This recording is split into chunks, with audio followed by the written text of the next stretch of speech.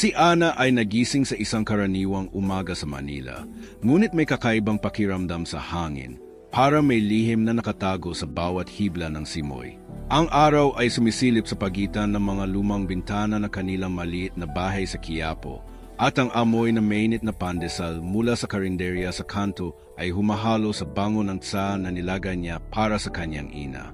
Sa unang tingin, mukhang ordinaryo ang kanyang araw, maghahanda ng agahan, alagaan ang ina, at magtuturo ng mga batang puno ng pangarap sa paaralan. Ngunit sa bawat hakbang, pakiramdam niya ay may kakaibang pananabik at takot na hindi niya may paliwanag, isang kababalaghan na parang hinihintay siya ng isang misteryo sa labas ng pinto. Habang naglalakad siya patungo sa kusina, napansin niya ang isang maliit na sobre na nakahiga sa sahig sa tabi ng pintuan.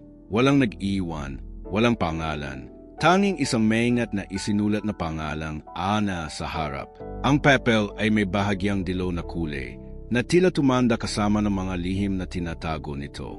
Sa unang pagkakita, nanleki ang kanyang mga meta at ang kanyang puso ay kumulog ng mabilis, parang isang orasan na biglang tumigil at nagumpisang muli sa isang hindi inaasahang ritmo.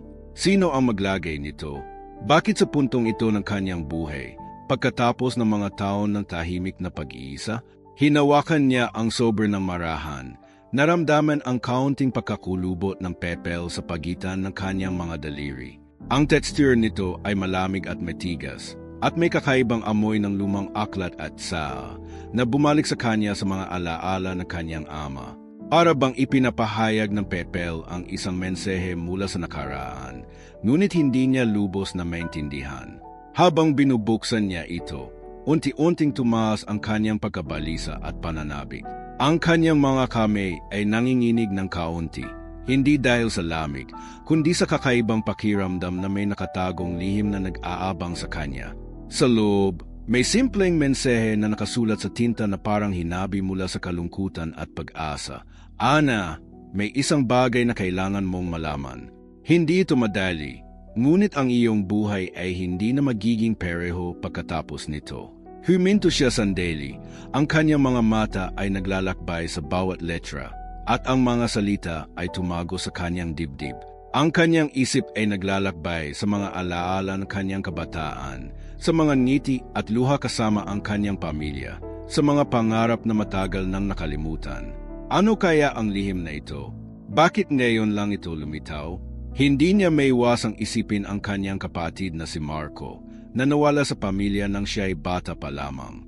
Maraming taon na ang nakalipas, at halos nakalimutan na niya ang kanyang mukha, ang kanyang tinig, ang mga pangarap na kanilang pinangarap ng magkasama. Ngayon, tila binubuksan na maliit na sobre ang pinto sa nakaraan, isang nakalilitong kombinasyon ng sakit at pag-asa. Ang kanyang dibdib ay punong-puno ng halo-halong emosyon, kaba, pananabik, at isang misteryosong pananabik na parang may nakatagong kayamanang naghihintay na madiscover. Sa bawat segundo na lumilipas, hindi niya maiwasang muling balikan ang bawat detalye ng araw na iyon, ang liwanag na dumadaan sa bintana, ang mga tunog ng kalsada sa labas, ang amoy ng tsa na tila lumalapit at layo sa kanya sabay-sabay. Ang lahat ng ito ay bumuo ng isang pakiramdam na mayroong higit pa sa simpleng sulat. Ngunit ano nga ba ang nakasulat sa mga susunod na pahina ng kanyang buhay? Ano ang itinatagong lihim ng sobre na iyon? Hindi niya pa rin alam. Ngunit isang bagay ang malinaw. Ang kanyang karaniwang umaga ay hindi na magiging tulad ng dati. Habang pinipisil niya ang sobre ng dahan-dahan, hindi niya maiwasang isipin, maaari kaya itong baguhin ang lahat? Ano ang mangyayari kung susundan niya ang nakasulat sa loob? Ipinapakita ng maliit na papel ang unang pahiwatig ng isang kwento na mas malaki kaysa sa kanyang naisip. Sa bawat paghinga, pakiramdam niya ay naghihintay ang mundo.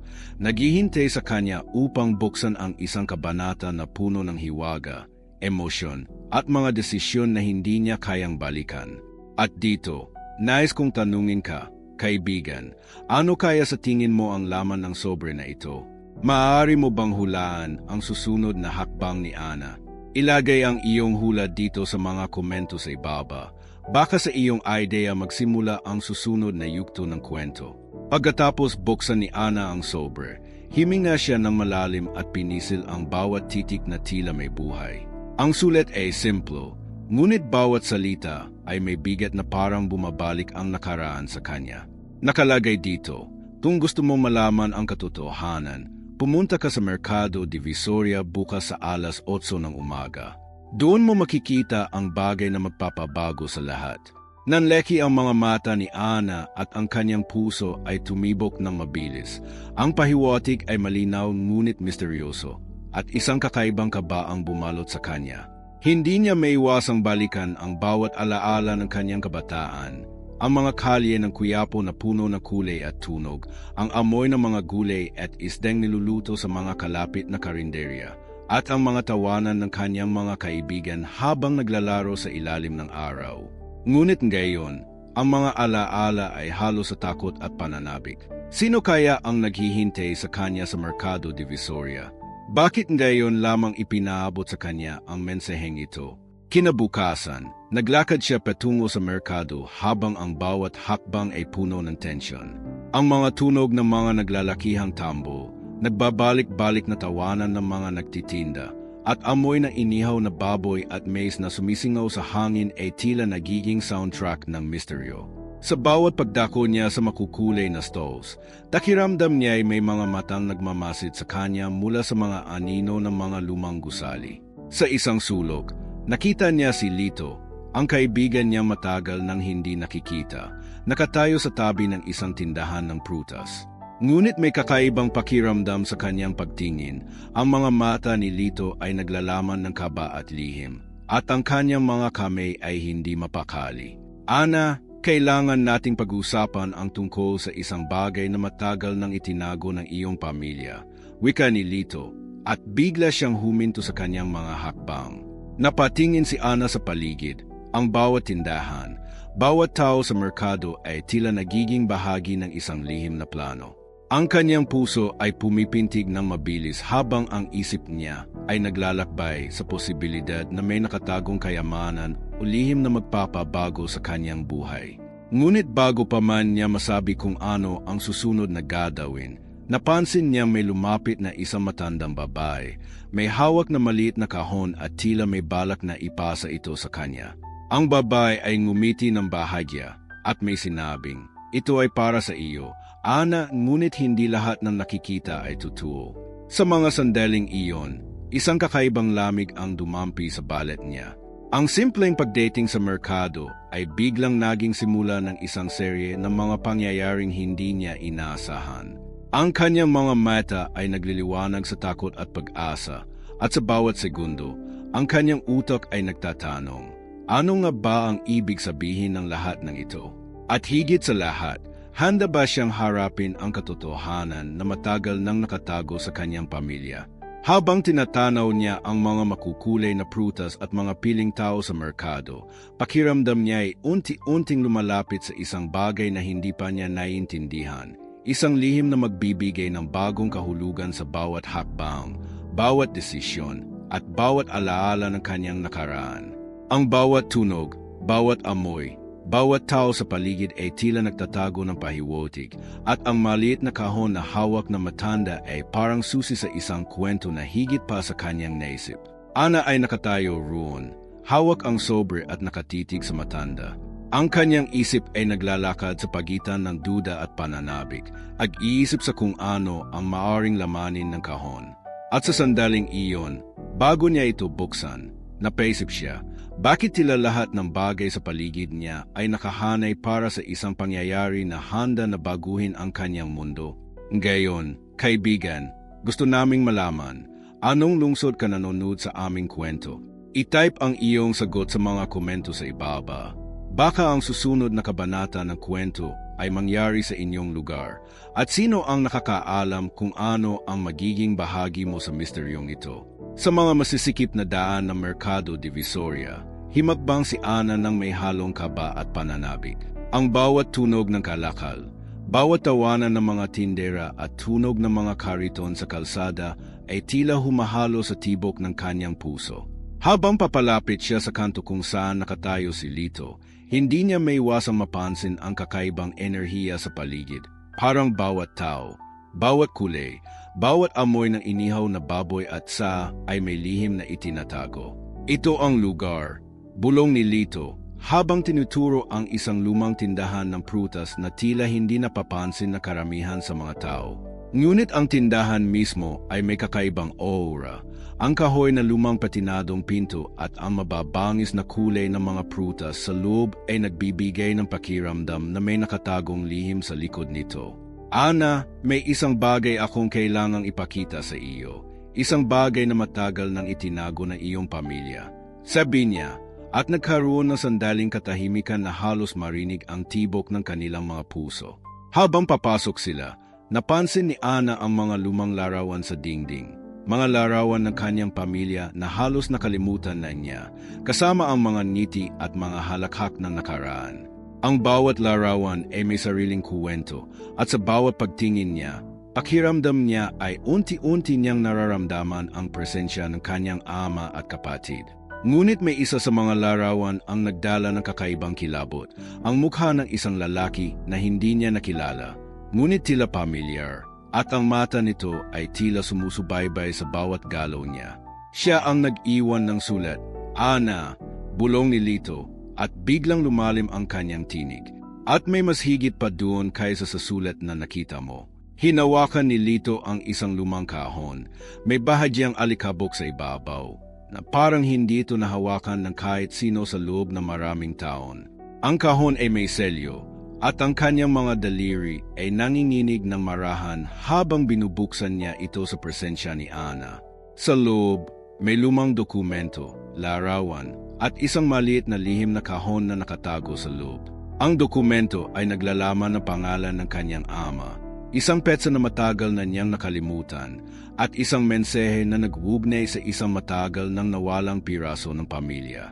Ang kanyang puso ay tumigil sa isang sandali, at sa perehong oras, isang kakaibang init at lamig ang dumampi sa kanyang balat, isang halo ng takot at pananabik na hindi niya may paliwanag. Hindi mo ito maintindihan sa ngayon, Ana, sambit ni Lito, at napansin niya ang pagtitig ng kaibigan sa maliit na kahon. Ang bawat segundo ay puno ng tensyon. Ang hangin sa loob ng lumang tindahan ay parang humihinga kasama nila, nagdadala ng mga alaala ng nakaraan at pahiwatig ng hinaharap.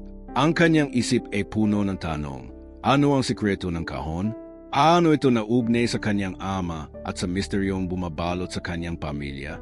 Habang hawak niya ang kahon, bigla niyang napansin ang isang maliit na sulat na nakatago sa ilalim nito. Ang sulat ay may kakaibang tinta, tila hinabi mula sa kalungkutan at pangarap, at ang tanging nakasulat, ang susunod na hakbang ay delikado. Handang-handa ka na ba, Ana? Napangiti siya ng bahagyan ngunit may bahid ng kaba. Dahil sa tono ng sulat ay alam niyang may higit pang darating na hindi niya inaasahan. Sa bawat tunog ng kalye sa labas at mga naglalakihang bintana na sumisilip sa loob, pakiramdam niya ay unti-unting lumalapit sa isang katotohanan na matagal nang itinago. Ang bawat kulay, bawat amoy, bawat anino sa loob ng tindahan ay parang nagtatago ng susi sa isang kuwento na higit pa sa kanyang naisip. Ngunit bago pa man niya buksan ang maliit na kahon, may napansin siyang kakaiba sa labas ng bintana. Isang silweta na mabilis na dumaan at naglaho sa kalye, parang nagmamasid sa kanila, ngunit hindi niya matukoy kung sino ito. Sa sandaling iyon, Ana ay nakaramdam ng kakaibang timpla ng takot, pag-asa at pananabik. Ang Mercado Divisoria na dati ay tila ordinaryo sa araw-araw ay biglang naging entablado ng isang lihim na naghihintay lamang sa kanya upang mabunyag.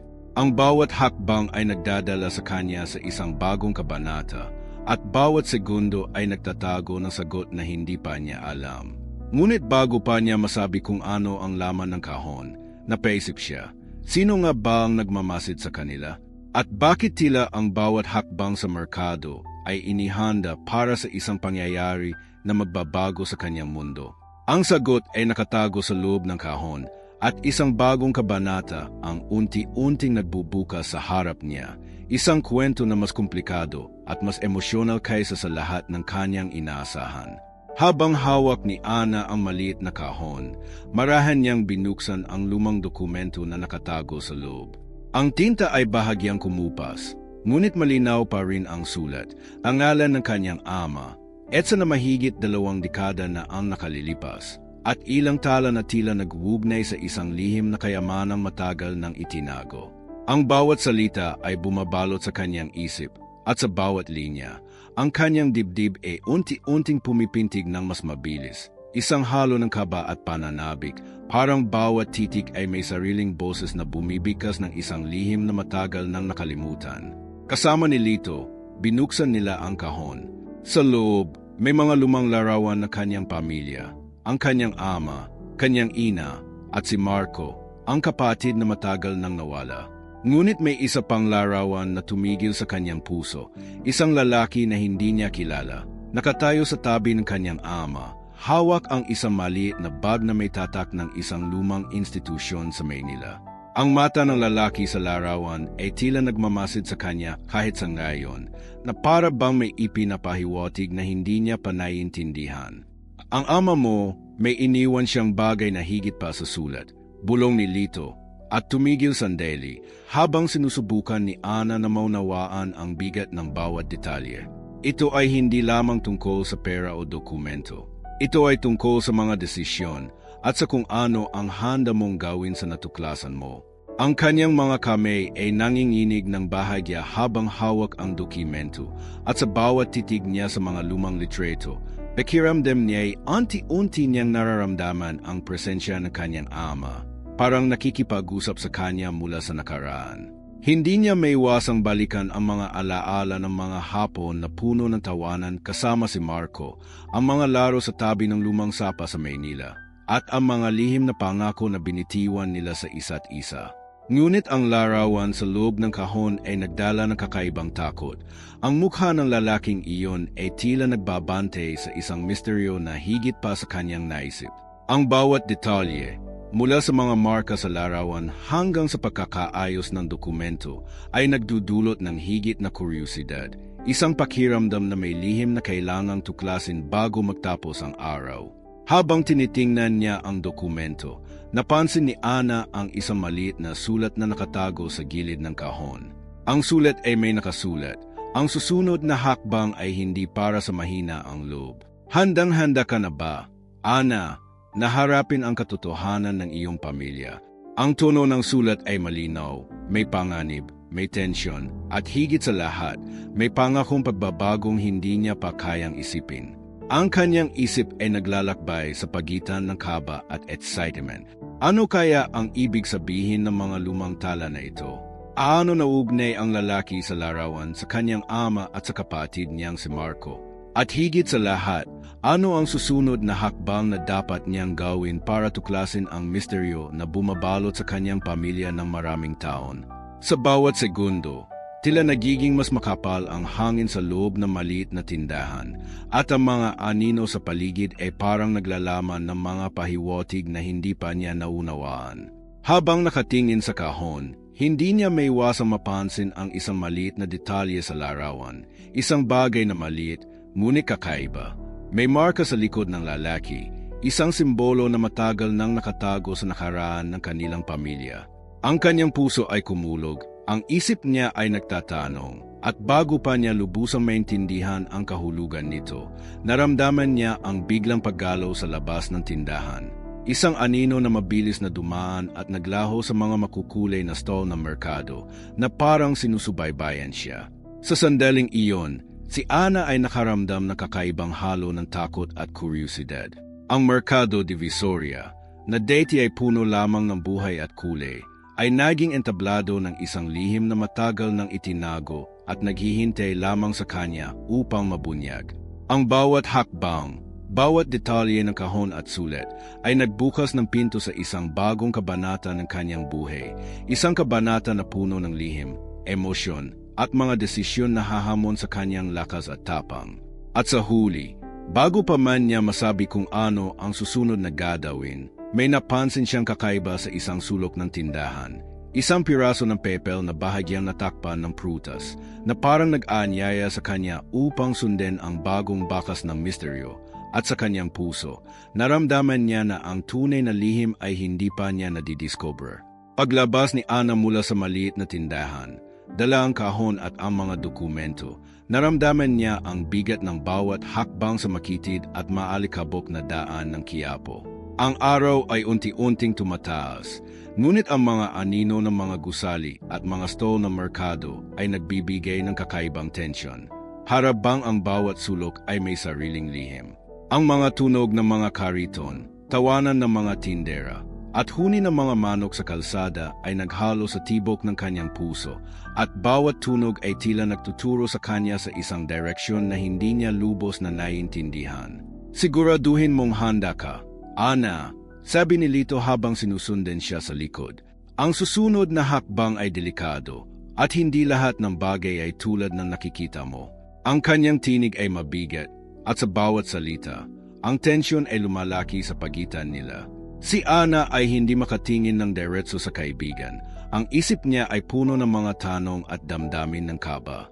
Ang kanyang puso ay bumabagal at bumibili sabay-sabay, parang naglalaro sa ritmo ng misteryo na bumabalot sa kanilang paligid.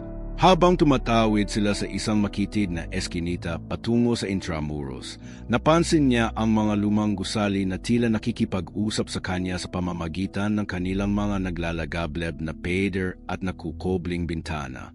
Ang bawat hakbang ay nagbubukas ng mga alaala. Ang mga hapong kasama ang kanyang kapatid, ang mga lihim na pangako ng kanyang pamilya, at ang mga ngiti na unti-unting naglaho sa paglipas ng panahon. Ngunit ngayon, ang mga alaala ay halo sa kaba, sapagkat bawat detalye sa paligid ay may pahiwatig ng panganib at pag-asa. Pagdating nila sa isang lumang armazon sa Intramuros, marahan niyang binuksan ang pinto.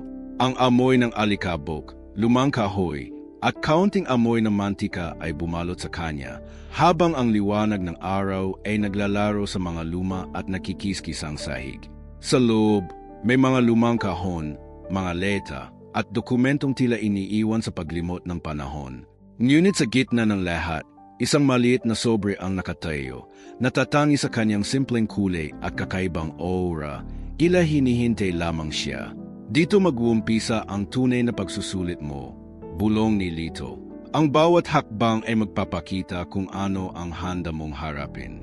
Ang kanyang mga mata ay puno ng kaba, ngunit sa parehong oras, may bahid ng pag-asa. Si Ana ay huminga ng malalim at dahan-dahang binuksan ang sobre. Sa loob, may isang piraso ng papel na may nakasulat. Kung susundin mo ang bakas ng nakaraan, makikita mo ang katotohanan na matagal nang itinago. Ngunit maging maingat, ang lahat ay may presyo. Sa sandaling iyon, naramdaman niya ang bigat ng mga salita. Ang armas na deity ay tahimik at tila walang buhay, ay biglang naging sentro ng misteryo. Ang bawat tunog ng mga kahon, bawat alikabok na gumagalaw sa hangin, ay nagdadala ng pahiwatig na may higit pang nakatago kaysa sa nakikita niya. Ang kanyang isip ay nagtatanong, ano ang tunay na kahulugan ng mensahe? At higit sa lahat, handa ba siyang harapin ang mga panganib na kaakibat nito? Ngunit bago pa niya mapag-isipan ang lahat ng iyon, may napansin siyang isang anino sa likod ng armas, mabilis at tahimik, na para bang sinusubaybayan ang bawat galaw niya. Ang kanyang katawan ay natigilan sandali, ang kanyang puso ay kumulog, at ang bawat selula sa kanyang katawan ay nakatutok sa kakaibang pangyayari. Ang mundo sa paligid niya ay tila naging isang entablado kung saan bawat detalye, bawat tunog, at bawat anino ay may kwento na naghihintay na matuklasan. Sa sandaling iyon, Ana ay nakaramdam ng kakaibang halo ng takot, kuryosidad, at pananabik. Ang mga dokumento at sobre ay parang nagsisiguro na ang susunod na hakbang ay magdadala sa kanya sa pinakamalalim na lihim ng kanyang pamilya. Isang lihim na maaaring baguhin ang lahat ng alam niya at posibleng bumukas ng pinto sa isang bagong buhay na hindi niya inasahan. Ngunit sa likod ng bawat desisyon, may tanong na patuloy na bumabalot sa kanya. Sino ang tunay na nagmamasid sa kanya at ano ang tunay na nakatago sa nakaraan ng kanyang pamilya na ngayon ay unti-unting lumalapit sa liwanag? Dahan-dahan, binuksan ni Ana ang maliit na kahon na natagpuan sa armazon. Hawak ang dokumento at lumang larawan. Ang liwanag ng hapon ay dumadampi sa kanyang mukha at ang bawat alon ng hangin ay nagdadala ng kakaibang lamig sa kanyang balat. Sa loob, May isang lumang journal na ang pahina ay bahagyang kupas at amoy ng lumang tinta at kahoy. Nang buksan niya ito, nabasa niya ang mga salita ng kanyang ama na puno ng pag-ibig, pangarap at lihim na hindi niya inaasahan. Ana, ang nakasulat, ang kayamanang iniwan ko ay hindi para sa akin o sa iyo lamang. Ito ay para sa mga batang nangangailangan, sa mga pusong iniwan sa dilim at sa pangarap na hindi natupad. Habang binabasa niya, biglang lumabas sa kanyang isip ang alaala ng mga batang natututo sa ilalim ng pamumuno ng kanyang ama, ang mga ngiti na lumalaban sa kahirapan, at ang bawat halakhak na bumabalik sa kanya mula sa nakaraan. Ang bawat salita ay nagdudulot ng matinding emosyon, takagulat, pag-asa, at isang kakaibang kapayapaan. Ngunit bago niya lubos maunawaan, may isa pang dokumento na tumigil sa kanyang puso, isang lihim na plano na naglalaman ng pamana ng kanyang pamilya, nakatago sa isang institusyon sa Maynila, handang baguhin ang buhay ng maraming tao. Ang iniwan ng ama mo ay higit pa sa kayamanan, sabi ni Lito, na tila alam ang bigat ng bawat salita bago pa man niya ito mabasa. Ito ay isang desisyon. Ana, pumili ka, panatilihin para sa sarili mo o ipagpatuloy ang kanyang legacy. Ang tono ng boses niya ay punong-puno ng emosyon at ang kanyang mga mata ay naglilihim ng takot at pag-asa sa parehong sandali. Ang mga salita ay parang hampas ng hangin sa katawan ni Ana at bawat paghinga ay nagdadala ng higit pang tensyon. Si Ana ay huminga ng malalim. Ang bawat dugo sa kanyang katawan ay kumikilos sa isang ritmo na halos hindi niya may paliwanag. Ang kanyang isip ay naglalakbay sa pagitan ng pagnanais, para sa sarili at sa damdamin ng responsibilidad. Ang mga larawan, dokumento, at sulat ay bumabalot sa kanya sa isang damdaming hindi niya naranasan dati, isang halo ng pagkabigla, saya at pangamba. Sa bawat linya ng journal, unti-unti niyang naunawaan ang lalim ng pagmamahal ng kanyang ama at ang epekto ng kanyang desisyon sa maraming buhay. Ngunit habang iniisip niya ito, napansin niya ang isang maliit na sobre na nakatago sa ilalim ng journal. Hindi niya ito napansin noong una at ang tinta sa ibabaw ay kakaiba, parang lumang liham, ngunit may kakaibang enerhiya. Nang buksan niya, ang laman ay isang simpleng piraso ng papel. Ang tunay na pagsubok ay darating sa gabi, Ana. Ang iyong desisyon ay magsisimula ng isang bagong kabanata, ngunit may panganib na hindi mo inaasahan. Ang tono ng sulat ay malinaw, may babala, may misteryo, at higit sa lahat, may pangakong pagbabago. Ang bawat salita ay parang bumagsak sa kanyang dibdib, at ang mga mata niya ay hindi makaalis sa maliit na papel. Ang mga tunog ng armazon, ang amoy ng lumang kahoy, at ang liwanag ng hapon ay naghalo sa kanya sa isang halo ng kaba at kuryosidad. Ang bawat detalye ng sulat at kahon ay nagdadala ng higit pang tensyon, at si Ana ay unti-unting naunawaan na ang tunay na lihim ng kanyang pamilya ay mas malalim kaysa sa kayamanang inaasahan niya. Sa huling sandali, bago niya lubos na may proseso ang lahat, may napansin siyang kakaiba sa labas ng bintana ng armazon. Isang anino ng tao na mabilis na lumipat sa pagitan ng mga lumang post at stall ng kalye. Hindi niya makita kung sino ito. Ngunit ang presensya ay malinaw at ang pakiramdam niya ay sinusubaybayan siya. Ang bawat segundo ay nagdaragdag ng tensyon at ang armazon ay nagiging entablado ng isang pangyayaring mas malaki at mas emosyonal kaysa sa kanyang inaasahan. Sa bawat segundo, ang isip ni Ana ay naglalakad sa pagitan ng kaba at pag-asa. Alam niya na ang desisyon niya ay magbabago hindi lamang ng kanyang buhay kundi pati na rin ng buhay na marami. Ang susunod na hakbang ay nangangailangan ng tapang, ngunit bago pa man niya ito simulan, naramdaman niya na may higit pang lihim na nagtatago, nakatayo sa dilim, na maghihintay lamang na mabunyag. Ang gabi sa Quiapo ay dumating na may kakaibang katahimikan. Ang liwanag ng poste ay naglalaro sa makitid na kalsada, at ang mga anino ng mga lumang gusali ay nagmumukhang naglalakad. Dala ni Ana ang kahon, ang mga dokumento, at ang mga liham. Lumakad siya papunta sa lugar kung saan huling nakita niya ang anino mula sa hapon. Ang hangin ay malamig, himahaplos sa kanyang balet na parang may binabalak na lihim na hindi niya pa naiintindihan. Sa bawat hakbang, Ang tunog ng kanyang mga paa sa sementadong kalsada ay nagiging isang ritmo ng kaba at pag-asa, at ang bawat hibla ng kanyang buhok ay parang nag-uunat sa suspense ng sandaling iyon. Updating sa isang lumang plaza na puno ng mga kaldero, tindahan, at lumang poste ng kuryente, nakita niya ang isang silweta na nakatayo sa gitna ng liwanag at anino. Ang puso ni Ana ay tumibok ng mabilis. Bawat hibla ng katawan niya ay nakatutok sa kakaibang presensya.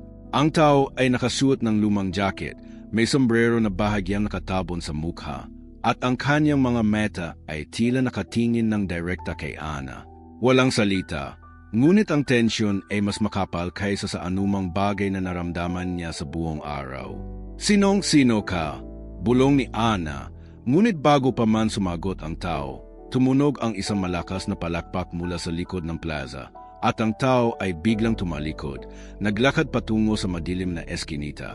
Sa isang mabilis na kilos, may naiwan siyang isang maliit na sobre sa harap ni Ana, katulad ng pag-iwan ng pahiwatig na nag-anyaya sa kanya upang sundan ang misteryo. Ang puso niya ay pumabilis, at ang mga mata niya ay hindi makaalis sa maliit na pepel. Binuksan niya ang sobre, at sa loob ay may nakasulat, "Ang lahat ay nakaayos para sa iyo, Ana. Ngunit may isang desisyon na kailangan mong gawin, isang hakbang na hindi mo kayang balikan.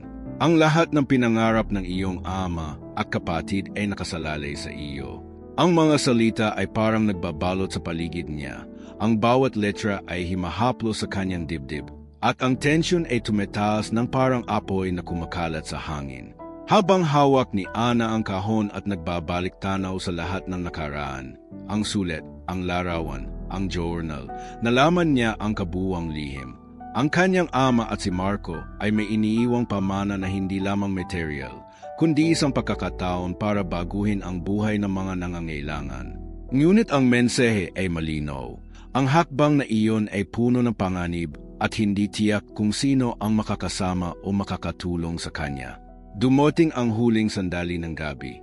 Ang silweta mula sa eskinita ay muling sumulpot, ngunit sa pagkakataong ito, si Ana ay naramdaman na hindi ito basta tao, parang isang pangkat ng nakatagong tagapagmasid na nagmamasid sa kanyang bawat galaw. Ang liwanag ng poste ay naglalaro sa kanilang anino, at bawat paghinga niya ay may halo ng kaba at pananabik. Ang plaza ay nagiging entablado ng isang desisyon na matagal nang hinihintay. Isang desisyon na magpapabago sa kanyang mundo at sa buhay ng marami. Ngunit bago niya lubos na may proseso, may narinig siyang isang malakas na tunog mula sa likod, parang isang orasan na tumutunog, sumasalamin sa bawat hakbang ng kanyang puso. Ang kahon ay nasa kanyang mga kamay, ang sulat sa harap niya, at ang tanong na bumabalot sa kanyang isip. Handa na ba siyang baguhin ang nakaraan at ipagpatuloy ang legacy ng kanyang pamilya, kahit na may panganib at misteryo na naghihintay sa kanya sa dilim ng gabi? Ang gabi ay malamig, ang mga bituin ay kumikislap sa itaas, at ang kiyapo ay tahimik, ngunit ang bawat anino, bawat tunog, bawat ilaw ay tila nagbabalik tanaw sa kanya, naghihintay na buksan ang susunod na kabanata. Ang desisyon ni Ana ay magsisimula ng isang bagong kwento, isang kwento ng pagmamahal, misteryo, at pangarap. Ngunit sa puso niya, naramdaman niya na may higit pang lihim na naghihintay, nakatago sa dilim, na maghihintay lamang sa tamang oras upang lumabas.